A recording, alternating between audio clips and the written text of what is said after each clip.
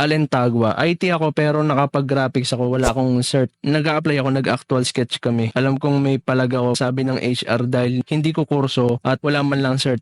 Hindi ako natanggap kahit pang junior level lang ina-applyan ko. Ganun yung naging response sa'yo ng HR. Usually kasi pag hindi ka tanggap, ang sasabihin sa email, we have found somebody more competent, pero hindi sasabihin sa'yo yung dahilan kung bakit ka natanggap. Pero kung ganun yung sinabi sa'yo, naging honest sa'yo yung HR, na ganun yung requirement ng company nila, na kailangan yun din yung course mo tapos kailangan meron kang certificate. Well, ang masasabi ko dun sa HR, talagang sumusunod lang siya dun sa compliance ng company. May mga company na hindi kailangan na ikaw ay college graduate, saka hindi kailangan na fine arts graduate ka or within the arts major na course. Try mo mag-BPO. So, kung gusto mo lang magkaroon ng experience sa graphics, sa BPO kasi hindi ganun ka higpit when it comes to course. Kasi marami akong katrabaho na teacher, education major, yung iba naman ay 3D, hindi talaga graphics. Yung iba naman is animation pero hindi rin talaga graphics. Although, relevant yun, no? Or equivalent yun, no? Pero ganun pa man, iba pa rin yung course nila. Yung dati kong officer sa marketing, hindi siya arts